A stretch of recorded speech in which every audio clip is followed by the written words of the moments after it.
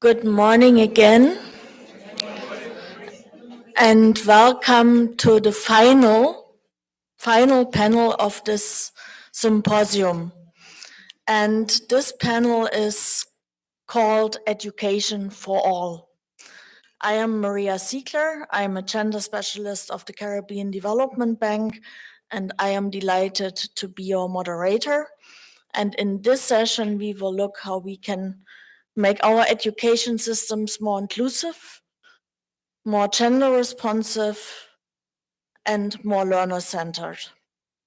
Now, I want to take a step back to the beginning of this symposium and remind you that Professor Varikan, I apologize, I'm German. No, told us that classism and elitism are barriers to education for all. Now, in the first panel, the youth panel, we heard a strong call for inclusion and that education systems need to address the needs of everybody, of every learner, whether these are boys, whether these are girls, whether they have special needs, whether they are from an indigenous background.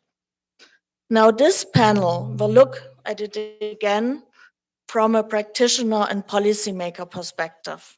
And I think we have a nice wrap then from inclusion to inclusion and emphasize the importance of it.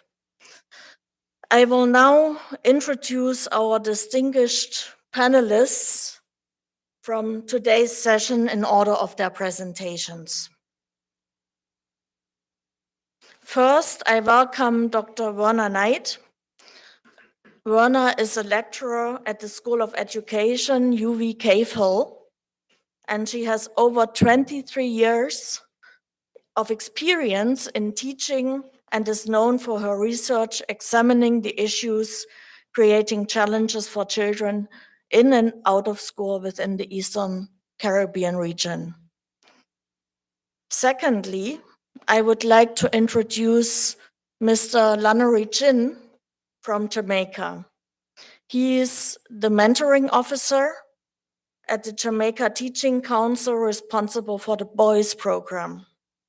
And he has 15 years of experience in the field of education, particularly dealing with boys through education and mentorship. Our third distinguished speaker is Senator Andwele Boyce from Barbados. He is an interdisciplinary professional with expertise in international trade law, communications, and human rights. And his personal experience navigating the attempted denial of his rights as a person with a disability has fueled his advocacy for persons with disabilities. And he therefore serves, for example, as the National Disability Advocate in the Ministry of People Empowerment and Elder Affairs, Barbados. Our last speaker will be Alice Dalrymple from Dominica. She is the Kalinago Development Officer in the Ministry of Environment, Rural Modernization, Kalinago Upliftment, and Constituency Empowerment in Dominica. Long name. And she is known for her expertise as a gender specialist and a dedicated advocate for Indigenous empowerment and inclusion. And she is herself a Kalinago. So with that, I want to invite you to give the panelists a round of applause. And without further delaying our session, I invite Werner now to come to the podium.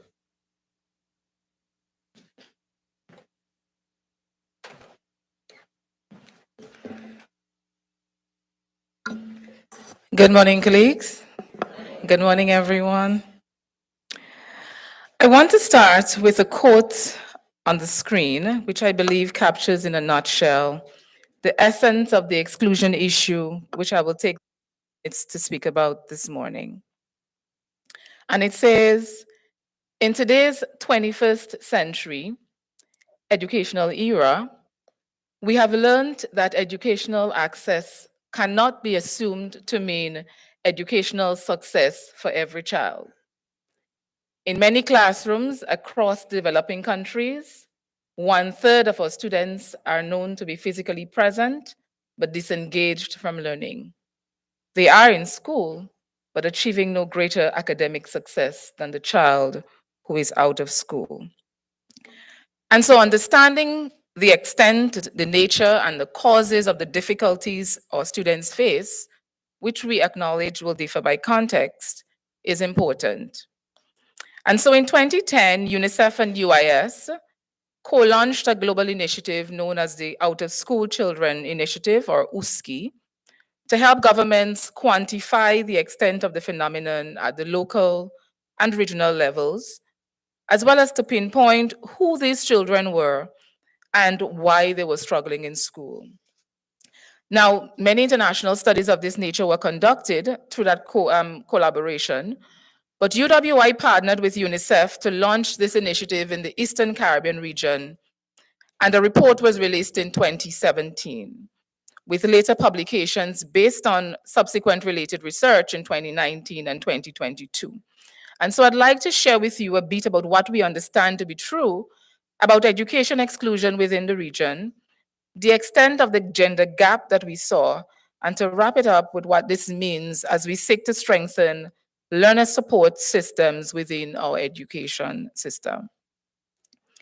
Now, using the term actual exclusion to refer to children who are eligible for enrollment in school, but missing or just not enrolled within the education system, and potential exclusion to refer to children who are eligible and enrolled in school, but have fallen 1 to 2 to 3 years behind relative to their regular cohorts. The USCI methodology, as we call it, established 5 categories of exclusion. Categories 1, 2, and 3 represented children of pre-primary age, only age 4, primary and secondary levels who were totally missing from school, which we refer to as actual exclusion. Categories 4 and 5 represented children of primary and secondary school age who were enrolled in school but struggling relative to their similar age cohorts. Now, the data showed us that actual exclusion was pretty low. It was 0.5% at the pre-primary level, and remember that only took in those who were just 1 year prior to entry, so just age 4 cohort. At the primary level, it was just 1.4%, and at the secondary level, just 3.3%. And while for us, every child matters and every child should no child should be left behind, what we got from this was that there was a small pocket or subsector totally excluded, but most of our children were enrolled in school. The results, however, in terms of potential exclusion, showed a different picture. 17% of the students at the primary level and some 33% at the secondary level were highlighted as being at risk due to being 1, 2, or 3 years behind relative to their age cohorts. And what is a key observation that came for us out of the data was that when we examined the data across countries, and we were only able to standardize for 2-year comparisons, but when we examined the various school levels from kindergarten to 5th form, it hinted at a cumulative trend, which showed an increasing number of children falling behind 1 to 2 to 3 years. Whether we were looking at the trend for the underage cohort in light blue, or the expected or regular age cohort in green, or the 1 year or 2 year or 3 year overage cohort, the percentage of students within each category was relatively less compared to the previous grade level.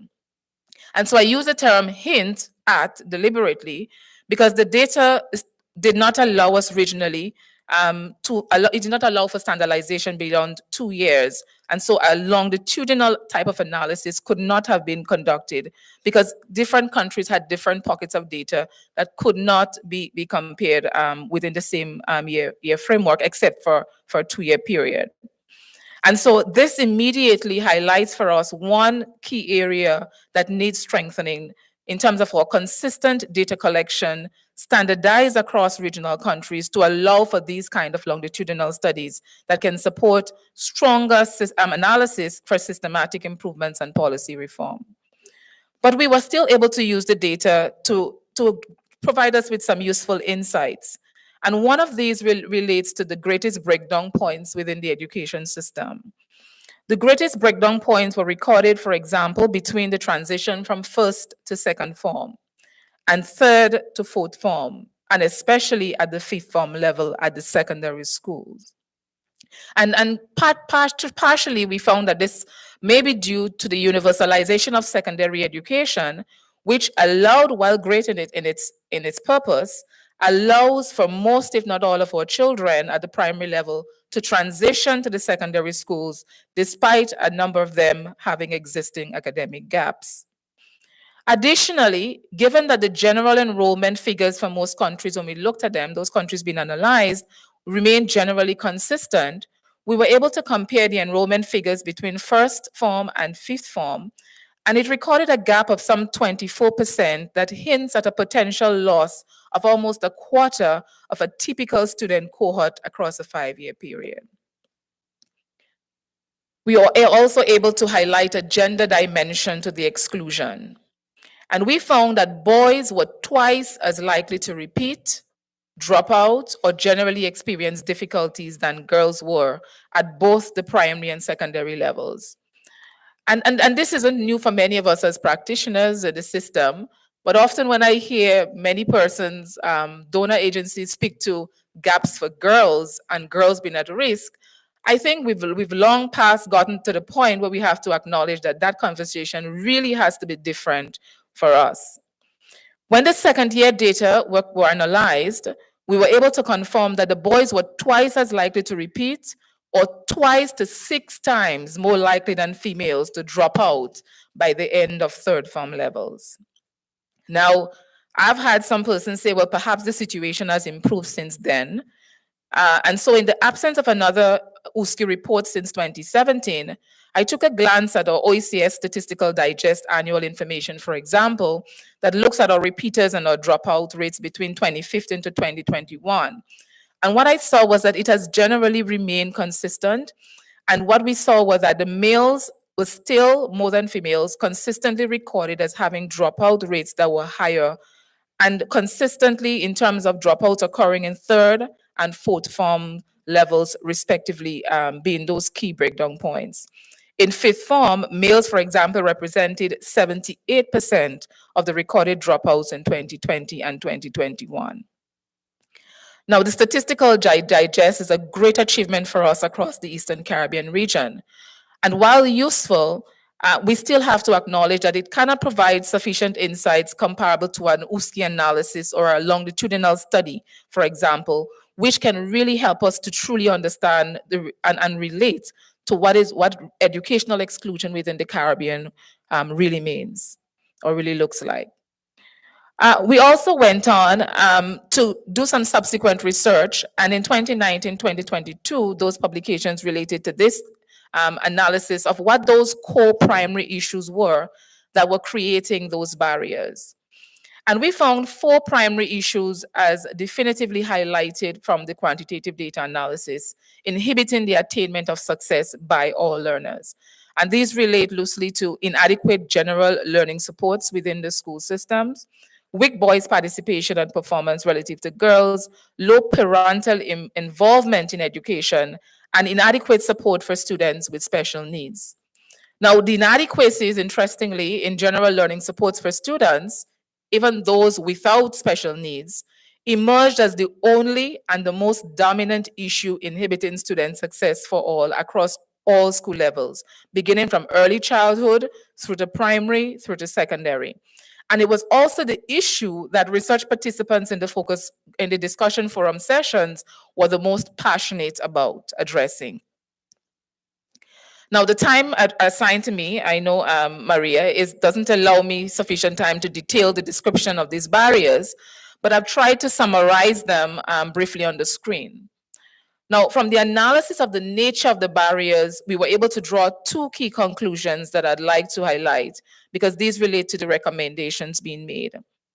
The first was that all of the concerns surrounding the descriptions of the inadequacies in general learning supports were most specific to the school level, whether it be weaknesses in the instructional practices or inadequate remedial support for students, inadequate use of student assessment data to guide students' improvements.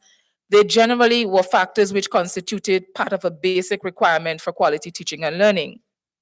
And so the inadequacies point to a need for reconceptualizing the nature of our classroom and our school-wide learning supports to ensure that schools have systematic mechanisms in place to provide remedial support for any struggling learner who may need it to address learning gaps. Not permanently, but at any point in time, a child might need that support.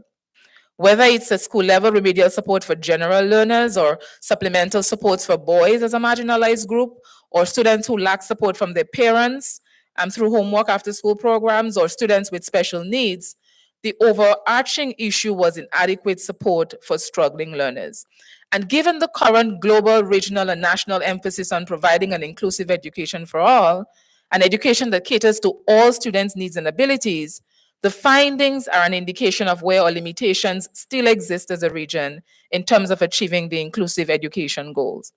And the second point, a cumulative need for systematic learning supports.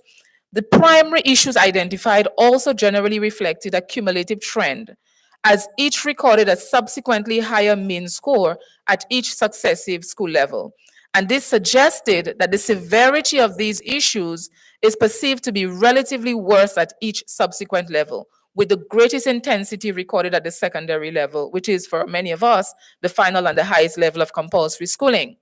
And so it can be reasonably concluded that although the need for support for struggling learners appears greatest at the secondary school level, these issues did not emerge or begin at that level, but rather they appear to have mostly accumulated over time because they may have been previously ignored or gone unaddressed. And so we want to just look briefly at some of the recommendations, which I've already begun to hint at. The first and the one that I'm most passionate about being strengthening academic support systems at the school level for all Caribbean children. Now, examples might, and I believe this is the key to strengthening our schools' capacity for supporting those weaker learners. Examples. I'm wrapping right now.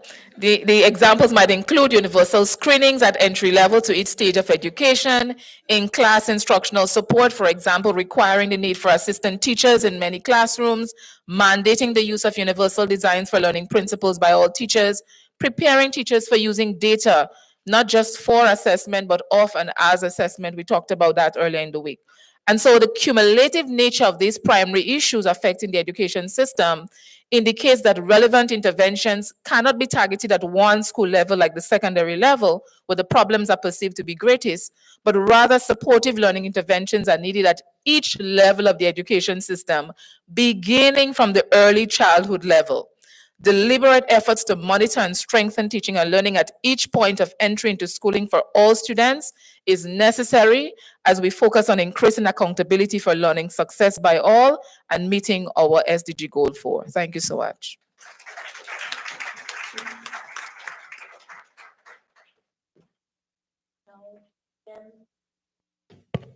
I am German, so I'm very direct. Excuse that trait of me. Panelists. With that, I would like to ask Lannery Jin to come to the podium. He is a true specialist in the field of how to engage boys. And when I joined the Caribbean Development Bank in 2015, that was one of the questions, and still is, that comes to me in every session I do on gender equality. But what about the boys? Now, I hope Lannery will give us some insights. I know he will do so, and recommendations what we can do better, using the example of Jamaica. Morning again, everybody. No, I'll be speaking specifically about boy education. If you listen to Dr. Werner's presentation, you find that it has shifted. Maybe 30, 40 years ago, it was about girls' education. Now we're having a crisis in terms of boys' education. And yet, some of the donor agencies are still pushing a girl agenda without actually addressing the fact that now the boys have become disenfranchised. All right, so my presentation will be brief and to the point. I'll talk a bit about the boys' disengagement issue, barriers to engagement, responses and recommendations, and the Jamaican example. All right, so let us begin. Now, in Jamaica, education is widely seen as both a social and economic driver. The country invests heavily in the sector, with about 6% of GDP going towards education. If you break it down more in a more granular way, about 20% of our national budget is directed towards education. But yet, despite all of this funding, there is a challenge, a disengagement, particularly among the boys. Now, this disengagement leads to a significant wastage of human resources. Somewhere around 1,000 boys are incarcerated annually. And this is a tragic outcome for these boys and a blow to our institution, a blow to our country generally, because when you look at the crime trajectory globally, you realize that most of the crimes have some relation to males. Now, the question remains, why should boys be interested in school? What is there in school that actually interests the boys? Now, if you examine companies like Google, they are moving towards a more competency-based approach in terms of employment.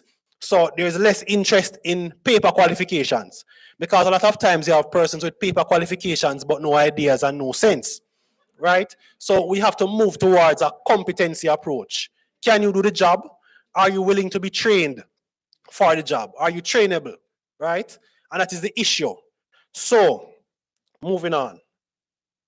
The shift opens up new possibilities for education to re-engage boys. Instead of solely focusing on academic performance, the system can pivot towards more practical skills. We're in an environment with several needs. Now, the system should be creating entrepreneurs, not workers. So the mindset of the boys needs to be shifted, and this is why they're not being engaged. Right? So I'm going to move on briefly. So there are three main barriers I want to discuss this morning. There are several other barriers, but I cherry-pick these barriers. So the first barrier I want to talk about is the absence of male role models.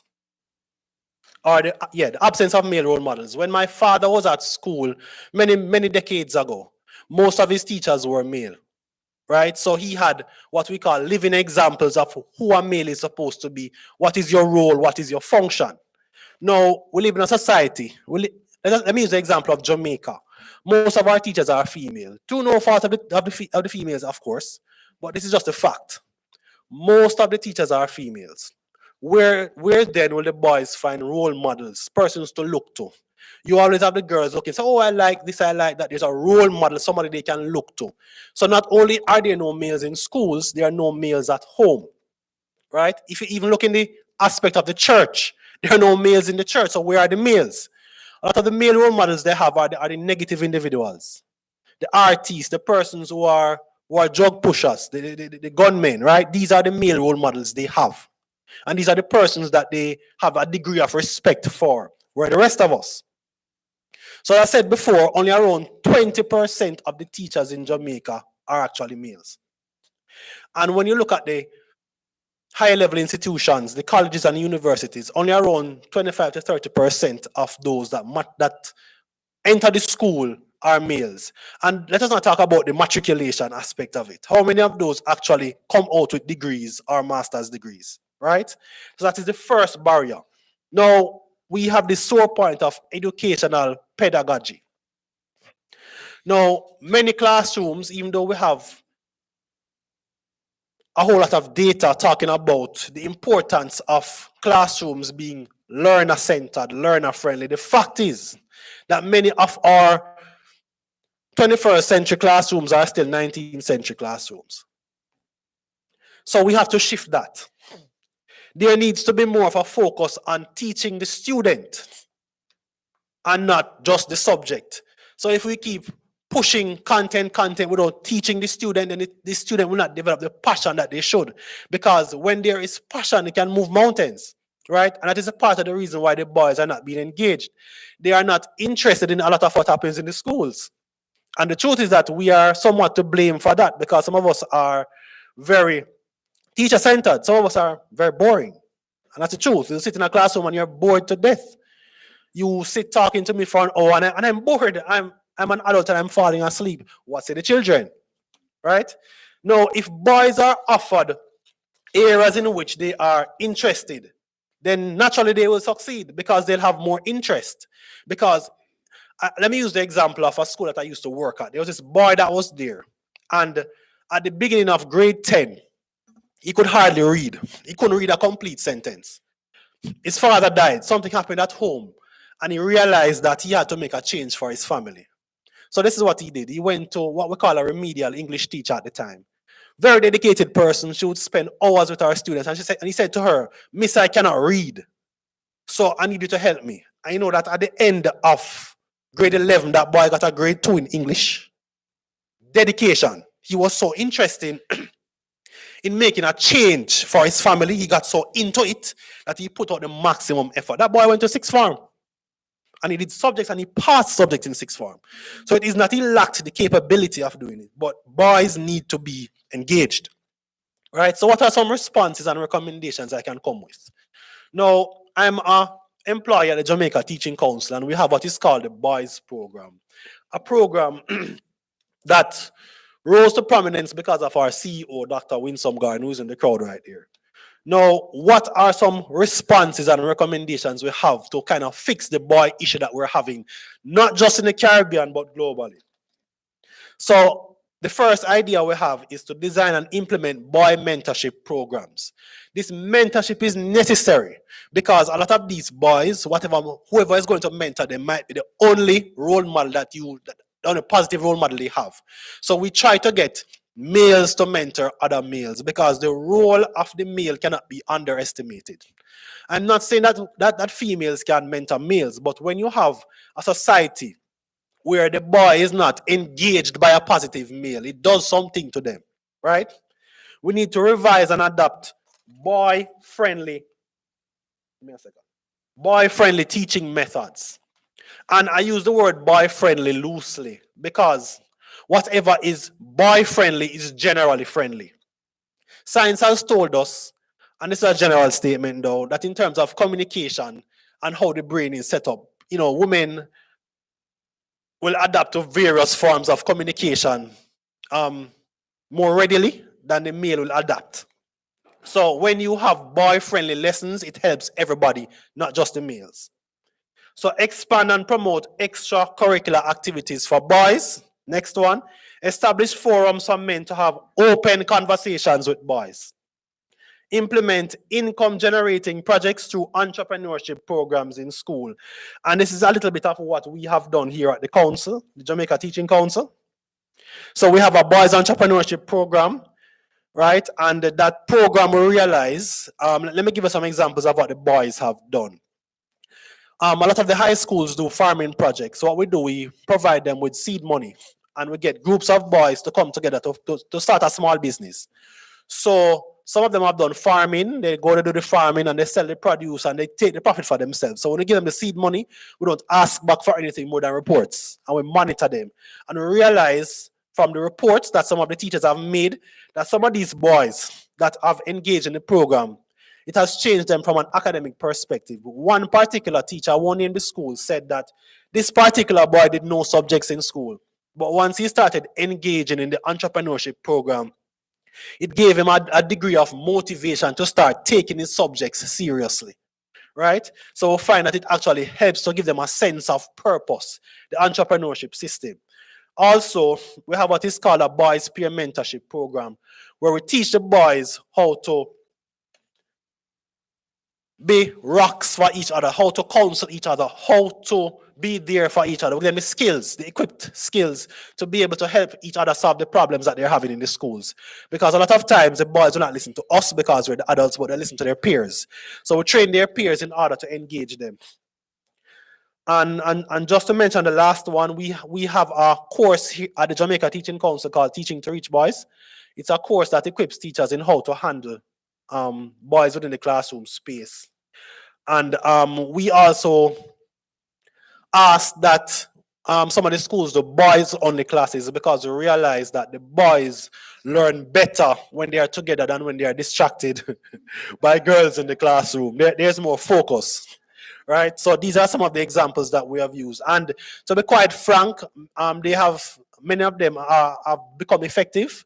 Some of it is still in the infancy stage, so we need to kind of watch some more to see how much improvement we'll get.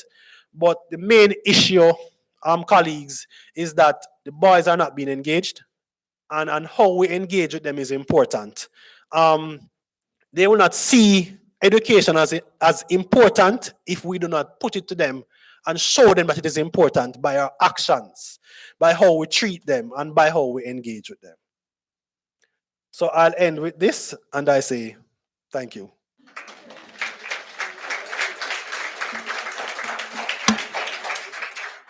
Thank you, Lana Regin, for this presentation. And I have a question for you. Do you know how many persons with disabilities live in the Caribbean? Do you know? Any guess? No? Well, it's about 1 million, according to a UNESCO report. That's a lot. And this covers all age groups, and of course, it affects also our students. And we have with us, or we are happy to have with us, Senator André Boyce, who will speak from his own experience and about the Barbadian case, how special education needs can be included in the education system, and how persons with disabilities can be accommodated more. We welcome you, Senator. Thank you. Good morning, colleagues. So I am going to try to be very brief, Nicola. This morning, I intend to talk to you about special education in Barbados and certainly the role of law and policy in crafting a more inclusive and learner-centered approach to persons with disabilities, to educating persons with disabilities. I'm not very good at doing this myself, but we'll see. So we'll take a look at special needs in Barbados, what we have done, the road ahead, and recommendations. It certainly is my assertion that the most pressing issue in special education in Barbados and in much of the Caribbean is the absence of comprehensive laws and policies that ensure consistent access for persons with disabilities. Without these frameworks that provide support, support for these students remains unreliable. Schools are not required to provide accessible infrastructure, appropriate resources, or adequately trained staff. In preparation for this, I took a look back at the Education Act of Barbados, crafted in the 1980s, and Section 53 of that act says that the Ministry of Education and in turn the Chief Education Officer may provide either special schools or inclusive facilities for children with disabilities. That is the existing law in Barbados. We're in the midst of education transformation, as you have heard, and very soon we will be reshaping that law. But that is the existing law. That is the context in which we're having this conversation. And what the existing law fails to do is to create a mandate that does not give rise to the rights of persons with disabilities for quality education. Without a legal mandate, many students are still left behind without consistent support and resources, which significantly limits their acumen, and ultimately their self-actualization. National data gathered by the Ministry of People Empowerment and Elder Affairs in 2022 reveals the depth of those challenges. I'm so sorry, I'm so bad at talking and moving at the same time. Sure. National data gathered by the Ministry of People Empowerment and Elder Affairs in 2022 reveals the depth of those challenges. A wide cross-section of persons surveyed with disabilities reported significant barriers to accessing quality education across primary, secondary, and post-secondary systems. These include a limited supply of disability-friendly institutions, a shortage of modern assistive technologies, and the high costs and long wait times for disability assessments. Accessibility challenges extend beyond the classroom, that data tells us, because imagine a child who cannot attend school simply because there's no affordable or accessible transportation available. According to that data, this is the reality for many families in Barbados, which leads to school absenteeism and ultimately classroom disengagement. I'm going to try to skip ahead here. The issues illustrate how, without proper accommodations and support, many students with disabilities are left on the margins, struggling to receive the quality education they deserve and unable to fully participate and to thrive. What has Barbados done? Despite these challenges, Barbados has over the years made some important steps, and I dare say the Caribbean, in special education. The origins of special education in Barbados began with dedicated institutions for the blind and the deaf in the late 70s and early 80s, and later for individuals with broad spectrum developmental challenges. However, there are only a few such institutions, and the culture of intolerance towards persons with disabilities and special needs broadly, which led many children being denied access to quality education. In the late 1990s and early 2000s, Barbados made a significant shift by developing special units within mainstream schools. For the first time, students with disabilities could be educated alongside their peers, receiving the support they needed for their unique needs. This was a critical move away from the segregation and outright denial of the period that predated it. During this period, we invested in training special needs educators and sending teachers abroad for training, not at sufficient scale, and certainly in a limited way, but it presented the opportunity for greater inclusion of persons with disabilities in the classroom. Even in the wake of these efforts, we still have work to do at making educational institutions and spaces where people with special needs can learn, grow, and self-actualize more practical, more real, and more expansive. If we believe that the existing education system has not served some of us, well, the general population, as well as it could have, then perhaps spare thought for those that it hasn't very much served at all. And now we are in this period of the education transformation agenda, which you heard outlined earlier this week, and it includes a comprehensive curricular reform, universal design to implement the greater participation of persons with physical disabilities into our schools, the greater integration of students with exceptionalities, the provision of assistive devices, and early screening initiatives, all in an attempt to democratize and create a more learning-centered education system. To my recommendations, I wish to submit, firstly, before I get to my substantive recommendations, that while I talk to you about Barbados's work, that this is not national work, that this has to be the work of this entire region. There's no point to us as individual states pursuing this to the benefit of our nationals alone. We need a more unified approach to ensure that all learners with special needs across the region benefit from expansive and collective accommodations. So my recommendations are that we must implement and enforce comprehensive disability laws that mandate inclusive education and protect the rights of learners with disabilities. These laws should ensure that all schools provide the necessary accommodations such as accessible facilities, assistive technologies, specialized support so that every child can learn effectively.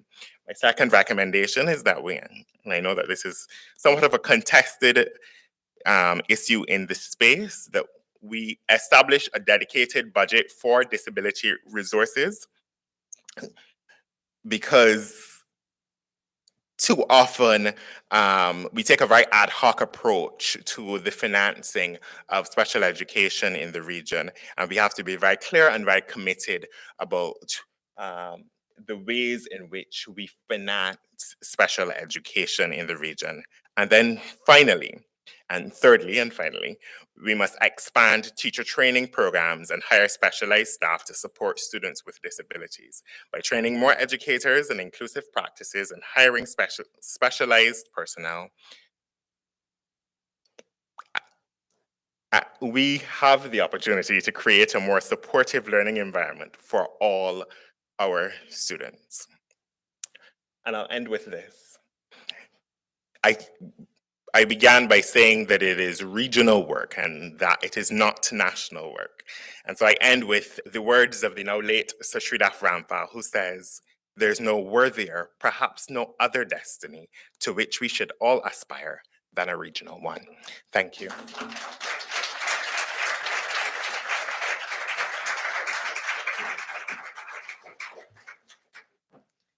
Thank you, Senator, and thank you for bringing us your perspective as a person with disability.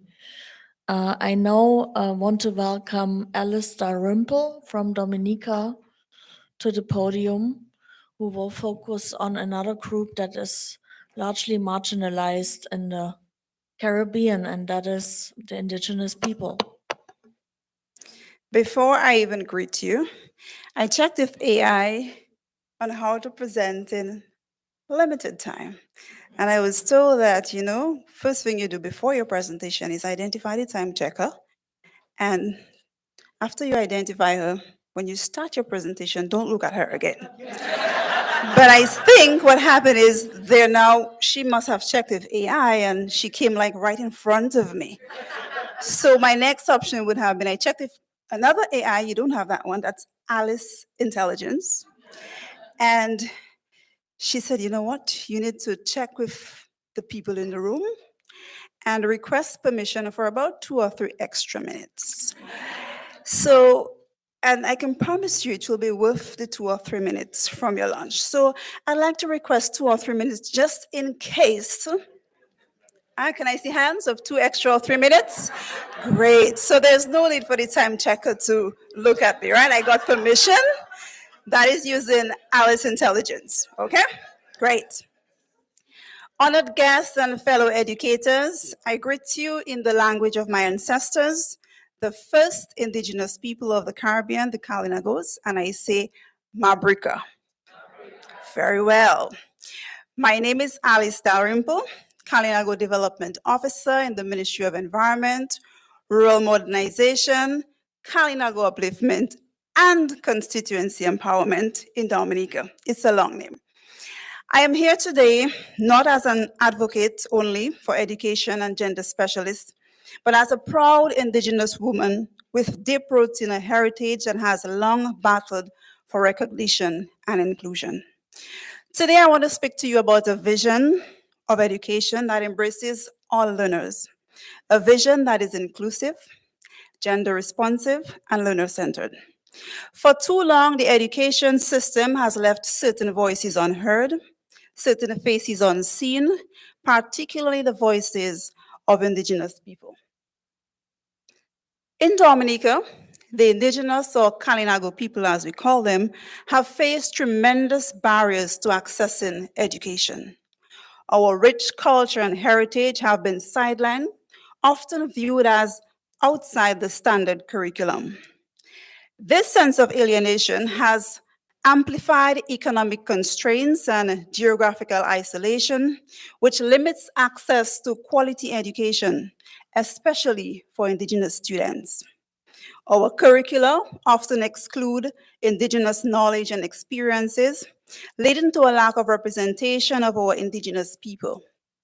Gender norms and societal expectations prevent many Indigenous girls from pursuing education. These barriers, ladies and gentlemen, are not just obstacles for the Indigenous community. They are obstacles to creating an education system that serves everyone. As a resilient people, though, we must acknowledge the progress made thus far and our strengths. Resilience and strong community bonds built within Indigenous groups around the Caribbean and the world must be recognized. Our governments are now putting existing support systems in place and policies to advocate for educational equity. And we are now breaking barriers to elect active community leaders and advocates promoting positive change. Dominica made history. The first female president of Dominica is an Indigenous woman, and the first female Indigenous chief was sworn into office last month.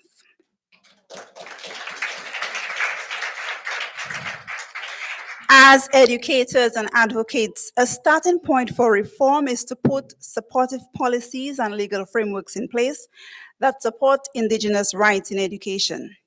Together, we must work with community organizations to have positive community engagements and leaders to further strengthen advocacy for inclusive education.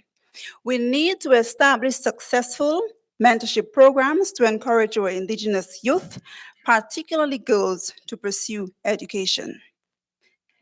In my role as Kalinago Development Officer, I work with many young girls, women farmers, and small business entrepreneurs, and I have learned firsthand that education is a tool for self-determination. But what other lessons? What lessons have we learned? I have seen the importance of culturally relevant education. Schools are slowly incorporating Indigenous language and traditions into the curriculum to empower our youth to be proud of who they are. In Dominica, our government and the Ministry of Education continues to provide financial support through scholarship programs for Indigenous students, enabling many to pursue higher education and careers. And my Minister of Education is not here, but our PS, Mr. Gist, is here, and he can attest. One of the goals set by the leader of the nation is to ensure that every household in Dominica must have a university graduation. A round of applause for Mr. Gist and his team. Challenges still exist, though. We still have limited outreach and sustainability in many programs, and there is a lack of comprehensive teaching in cultural sensitivity and inclusive education practices. So how do we move forward? How do we create the education system that we so urgently need?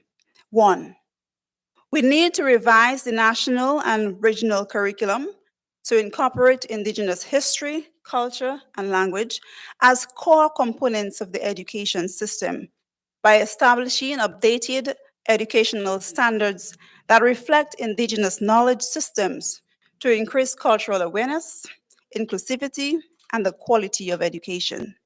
Secondly, we need to implement comprehensive training programs for teachers to create inclusive, gender-responsive classrooms by developing gender-sensitive teaching methods and tools to provide equitable and high-quality education to promote greater participation for all students, including Indigenous communities.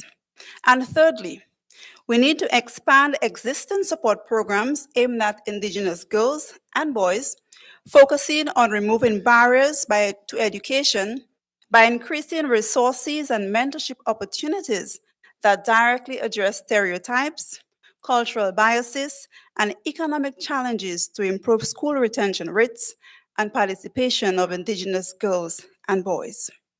Ladies and gentlemen, inclusion is more than a concept. It is a commitment to every learner, a commitment to ensuring that no child is left behind and that every learner, regardless of their background, culture, or gender, has the opportunity to thrive.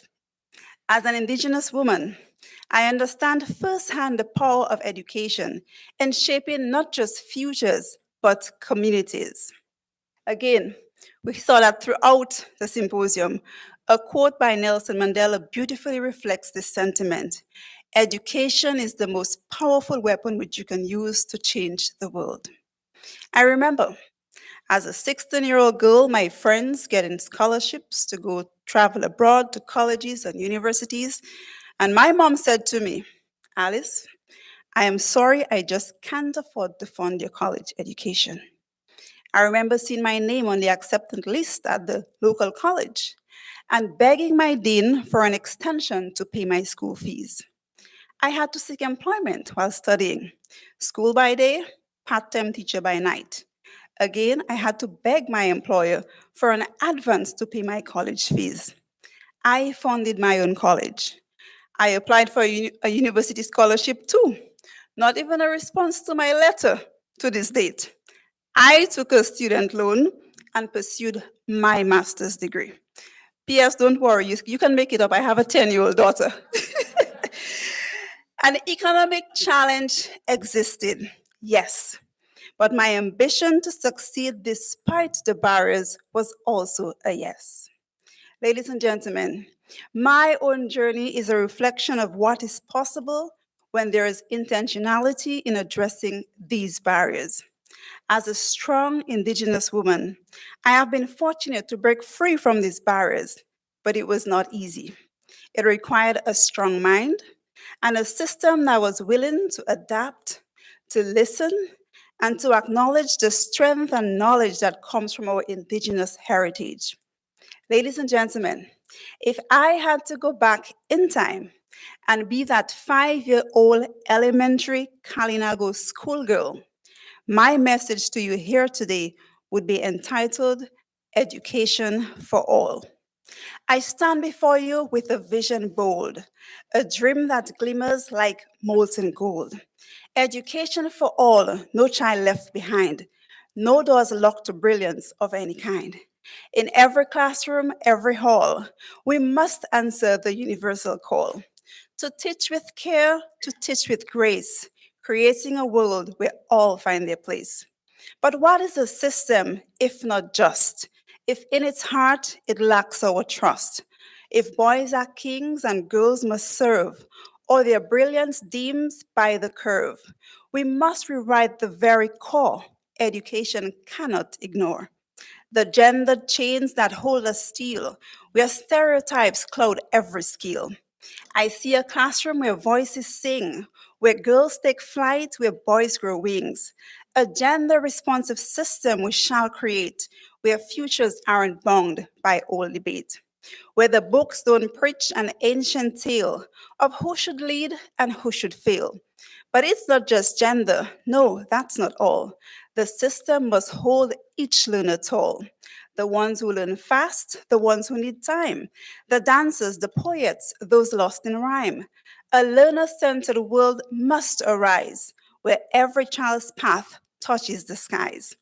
Differentiation, not a word to fear, but a tool to bring each learner near. No one size fits all, no narrow road, but spaces where unique minds unfold. Inclusion, it's more than just a word, it's justice in action, seen and heard. A wheelchair ramps up the front of class, a teacher who sees beyond the glass. Diverse abilities don't spell defeat, they make our learning more complete. So we stand, we rise, we build anew, a system wide enough for every view. For the girl in science, the boy in art, for the students unsure where they should start, for those who speak soft and those who shout, for every dreamer's seed to sprout. Education for all, it's more than a fight. It's a promise, a purpose, a birthright. For when we teach, we build a land where no child stands alone unplanned. So here's to systems that listen, that care, to futures shaped by hands that dare. Together we'll weave a tapestry strong, education for all, where we all belong.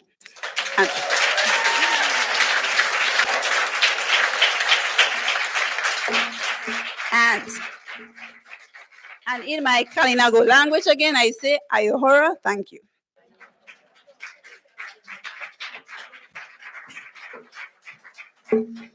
Wow. Do I have any more to say? Probably not. And the timekeeper is looking at me also? No. I think it was worth it to listen to our 4 distinguished panelists and get their perspectives on inclusion. Yeah. And I want to give you the floor in case you have questions. I don't know how much time I would have left for that. Maybe 10 minutes, 5 minutes? Yeah? 10 minutes. So, do you have any questions? If so, please come to the microphone and direct your question to the panelist who shall answer your question. Good afternoon. George Yearwood, Portfolio Manager at the Caribbean Development Bank. Question to the panelists. I did enjoy especially the discourse on boys in school and the issues that they face. Couple questions. A comment first. Back in the late 70s, a number of our schools across the region, including Barbados, were made co-educational. So girls were introduced into boys' schools and vice versa. And this was done, I would say, in a very ad hoc manner. And I remember my own experience, as I would say, bouncing into the bathroom and there are girls in there and you have to bounce out, until they're finished chatting, washing their hands before you can use the facilities. But my concern is there has been some early research, I understand, that says that the co-ed is acceptable. My concern really has always been about the co-education at secondary school, where boys it's difficult to blinker boys in the school, in the classroom. And because we have, but they need to be blinkered, because we have female teachers, they tend to concentrate on the girls who are doing well and the boys get left behind. The question is twofold. First, are there any efforts to get men back into the classroom as teachers? And secondly, is there any recent research that shows the concerns that I mentioned here today?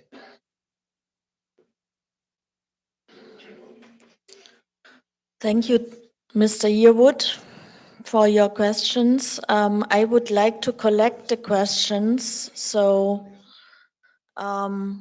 please come forward. Thank you. Good morning. I don't have a question. I have an offer. So the University of Guyana has had an Amerindian Studies unit for 30 years. And we have an inclusion policy that if you're interested in it, we could help you with. The indigenous population in our country is between 17 and 21%.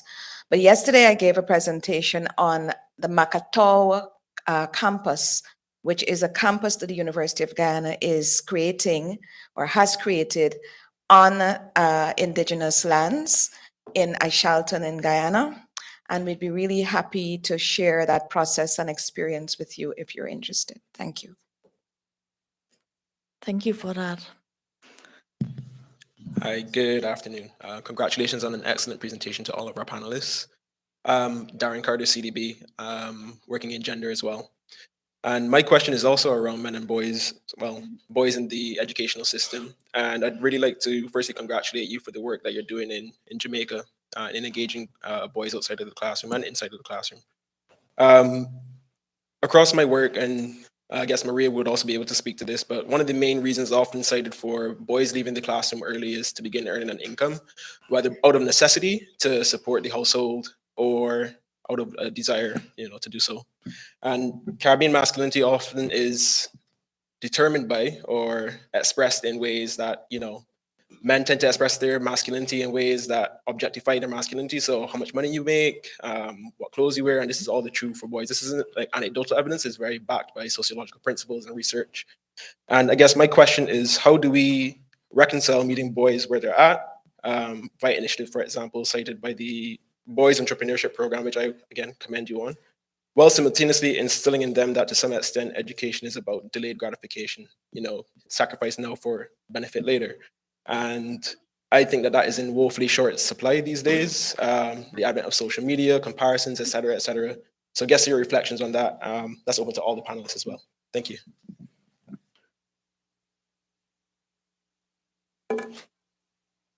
One last. Thank you. Go ahead. Good morning.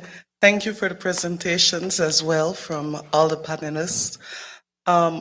Concerning the presentation on boys in schools, I was wondering if there were any parenting programs, interventions, to support as well the work that was done. In Belize, I support UNICEF Belize, and we worked with the government on a parenting theory of change. In doing consultations all over, of course, the prevailing situation was that fathers were not in the home. And some of the mothers, they were like, well, the fathers are right there. They're just not involved. And in hearing and in listening to the presentation, indeed, very good recommendations coming out. But I believe that we have an opportunity to influence and to support parenting from early years.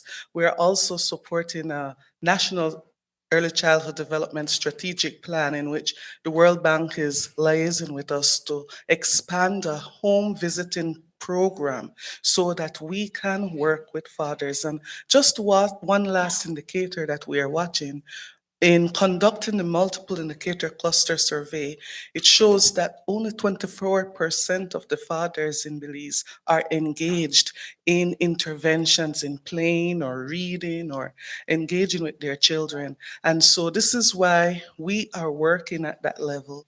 Home visiting programs in a multi-sectoral early childhood development strategy to attack parenting and to maybe not attack, sorry, but to support positive parenting for the benefit of our boys and girls. And I just want to say that in looking at parenting and in implementing an action plan based on the theory of change that we've developed, we do believe that we would be supporting inclusion. From there, it's not only looking at gender responsiveness, but inclusion as well, and in acceptance for all. Thank you. Thank you for this intervention. I now invite our panelists, maybe with Werner Knight, to address the question of George Yearwood regarding male teachers and co-education, if you have some findings in that regard.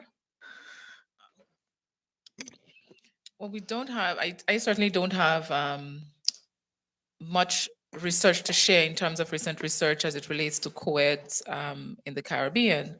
But the gentleman who shared certainly gave some insight into the experience of Barbados, and perhaps Barbados government, who's represented here, can also share as well. But one of the things we note is the fact that the needs of students will vary.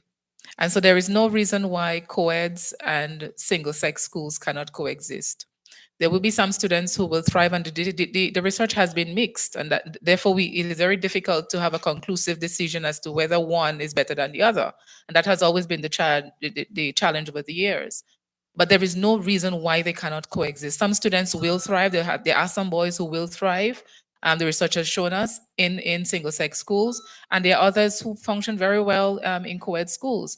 And so I don't think it's about one or the other, but I think it's about creating options so that students who differ in their needs and the type of learning experiences that work best for them are able to find their place where they are.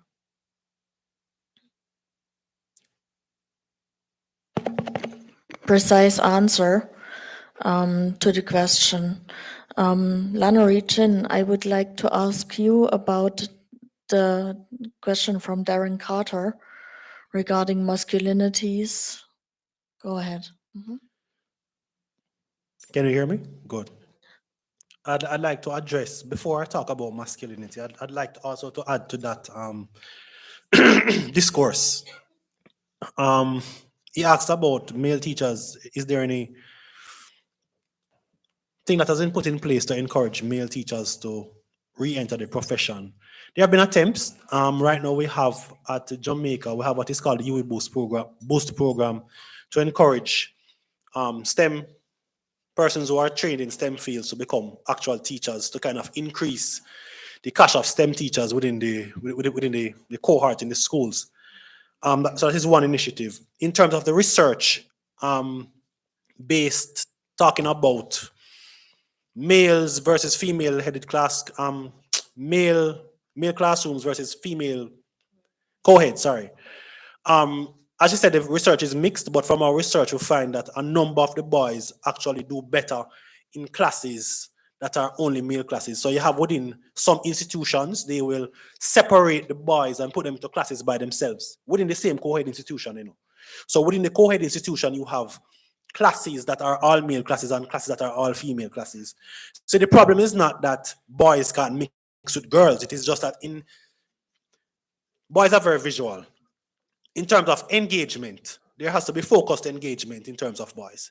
If there isn't focused engagement, then they won't be engaged. So it isn't that the school needs to necessarily be all males, but when it is time for engagement, it is more effective in that sense for the boys to learn when they are more focused on what the task is ahead. Dr. Herbert Gill, social anthropologist in Jamaica, lecturer at the University of the West Indies, has done a whole draft of work on boys' education. He has several books actually talking about the whole issue of maleness and masculinity and how the image of masculinity as kind of Your skipped. mic. There's a part in my presentation that I skipped. The section about the structure of the family. A number of our boys, because of the circumstances of their families, are forced to work. If I look back at the COVID-19 pandemic, as a teacher, I remember that a number of the boys had stopped engaging in the online platform. And the reason is that a number of them were working part-time to help support the family. The fathers weren't there, and the boys were there, and they said, you know what, I'm going to take over because I'm the only male left in this household. So they actually started working to support the family. Now, the problem is, and don't take this the wrong way, some of the mothers are the issue. So the mother puts pressure on her son. You go put pressure on his father. Go put pressure on an adult to me. You don't put pressure on your son to say that you need to help with this, you need to help with that. A child is a child. You understand? You don't give children adult responsibilities. You give that to the man or your man. You go ask your man for that. Don't ask your son for that. You understand? And that's the problem. You can't have these mothers pressuring their sons to provide for the household. You are the adult. The man is not there. You don't have a man.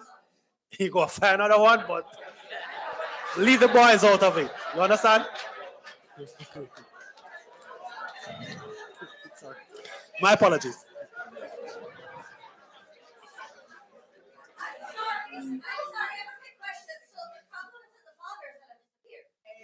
No, I'm not saying that. I'm not saying that. I'm not saying I that. think it is a very I'm not saying complex that. situation, I'm not saying and that. I think we all have I'm not our saying that. views on that, and we have our lived realities. The I'm not saying that. Caribbean reality is very particular in that way.